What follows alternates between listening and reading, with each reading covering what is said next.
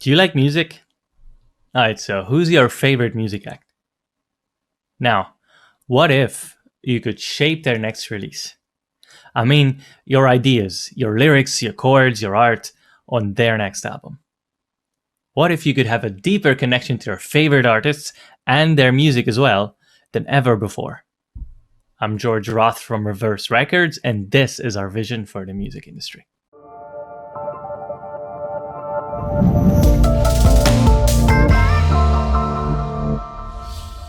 Alright, so in this video, I'll talk about four main points. What's the problem with the current state of the music industry?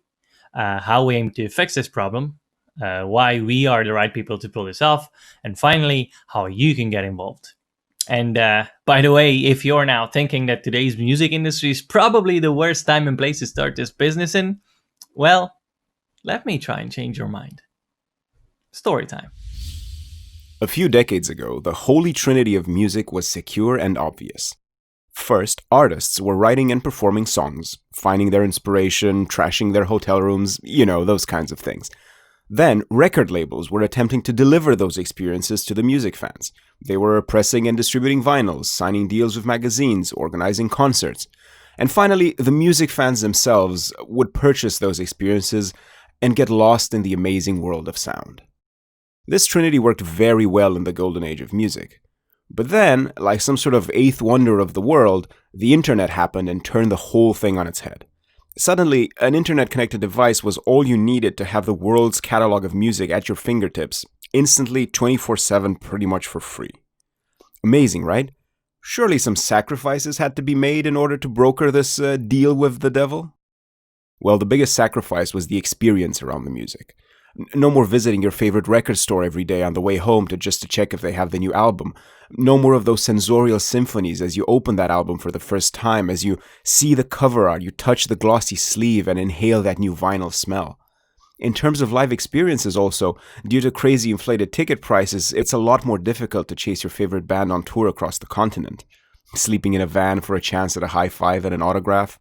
And finally, no more of that collaborative social experience centered around the music. Finding a new track, remixing it, rewriting it, covering it together with your friends, or even with the original artist. So what about musicians then? Was this a pure win for them, or did something get lost in that transition? Well, it was more of the latter.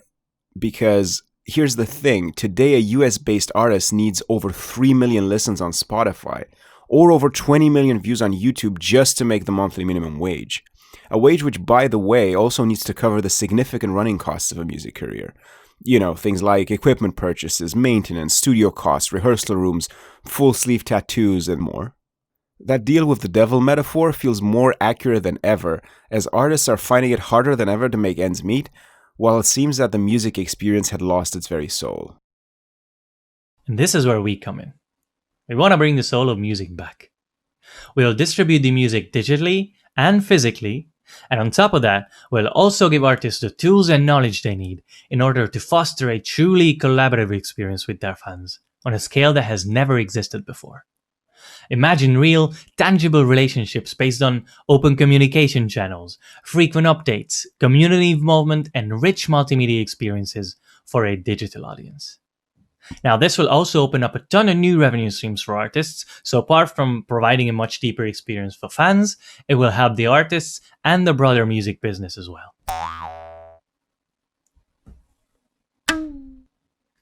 Now, there is another industry that already figured this out. It's video games. The biggest games nowadays are completely free, offering a wide variety of low-cost ways to enhance the experience. This allows fans to just play their own way, shape the interaction to their tastes and budgets, while also feeling a much deeper connection with the medium. Not surprisingly, this meant that the video game industry just shot straight past the flagging music business, and nowadays, video games are bigger than music and movies combined. So, how does this all come together? Well, at Reverse Records, we all have a background in video games, so we know this strategy inside out. Between the three founders, we have over 20 years of combined industry experience working with some of the biggest players in the market, including Ubisoft, Twitch TV, and League of Legends. This latest essentially pioneering this very model that I'm talking about. So what's next? you might ask? Well, we're already working with our first music act to make our strategy a reality.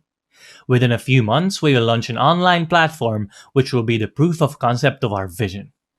It will showcase some of the concrete ways in which we'll bring the music closer to the heart than ever in today's digital age. Finally, main point number 4. If you're wondering how you can get involved, a great first step would be filling in our music habits survey by going to reverserecords.com/survey.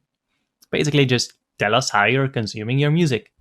The whole thing should take you around 10 minutes and will help us better understand our audience, make more informed decisions, and potentially convince others to help us out. Second, just keep in touch. Subscribe to our channel, follow our socials, and sign up for our mailing list at reverserecords.com. That way, we'll be able to notify you of any news and updates, and also you'll be able to tell us how we're doing.